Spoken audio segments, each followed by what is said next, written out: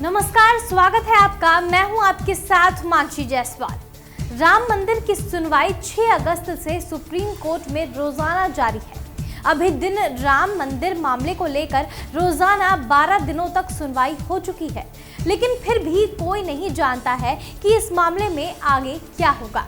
इसे जानने के लिए सभी लोग काफी बेचैन हैं, क्योंकि हमारा देश पिछले कई सालों से राम जन्मभूमि और बाबरी मस्जिद विवाद के सुलझने का इंतजार कर रहा था। इस मामले की भारत के मुख्य न्यायाधीश रंजन गोगोई की अध्यक्षता में 5 न्यायाधीशों की संविधान पीठ सुनवाई कर रही है। इस पीठ में न्यायमूर्ति S.A. बोबड़े, न्यायमूर्ति D.Y. चंद्रचूड़, न्यायमूर्ति अशोक भूषण और न्यायमूर्ति S. अब्दुल नजीर भी शामिल हैं। अगर आप हमारे चैनल में नए हैं तो सबसे पहले आप हमारे चैनल नेट्रिक न्यूज को सब्सक्राइब कर लें और साथ ही बेल आइकन को भी जरूर दबाएं, जिससे हर अपडेट आप तक पहुंच पाए। सुप्रीम कोर्ट में राम जन्मभूमि बाबरी मस्जिद विवाद मामले की 26 अगस्त को 12वें दिन की सुनवाई हुई। इस सुनवाई के दौरान निर्मोही अखाड़े के वकील ने अपनी दलीलें पेश की। आज की सुनवाई में क्या हुआ वो जानने से पहले ये जान लेते हैं कि पिछले हफ्ते की आखिरी सुनवाई के दौरान क्या क्या देखने को मिला।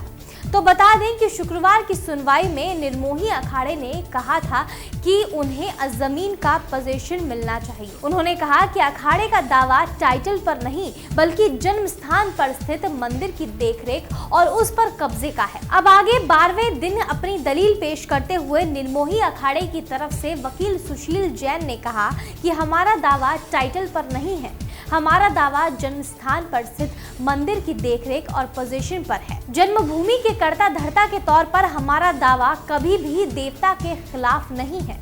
निर्मोही अखाड़े के वकील सुशील जैन ने कहा कि हम देवस्थान के मैनेजर यानी देखरेख करने वाले दावेदार हैं।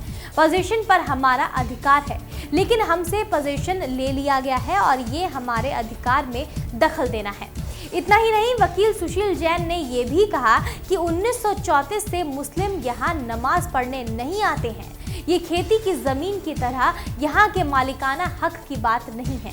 अखाड़े के वकील ने यह भी कहा कि अयोध्या बहुत बड़ा शहर है और जन्म स्थान रामपुर में स्थित है और मंदिर भी रामपुर में ही है।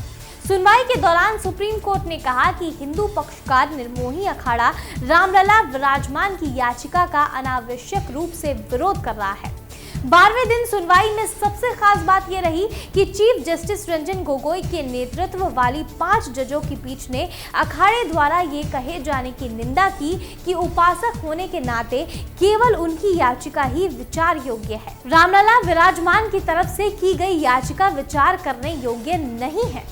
पीठ ने इस दशकों पुराने मामले की सुनवाई के दौरान कहा कि अखाड़े के और रामलला विराजमान के मुकदमे और दावों के बीच कोई द्वंद्व नहीं है। अगर रामलला जीतते हैं तो सेवियत के रूप में आपका अधिकार बरकरार रहेगा।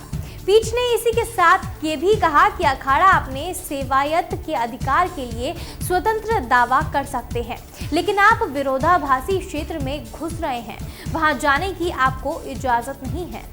ये काम सुन्नी वक्फ बोर्ड का है। न्यायालय ने निर्मोही अखाड़े की ओर से पेश वरिष्ठ वकील सुशील जैन से पूछा कि यदि देवता की याचिका खारिज कर दी जाती है तो अखाड़ा किसका सेवायत रहेगा, क्योंकि आप मस्जिद के सेवायत तो नहीं हो सकते ना।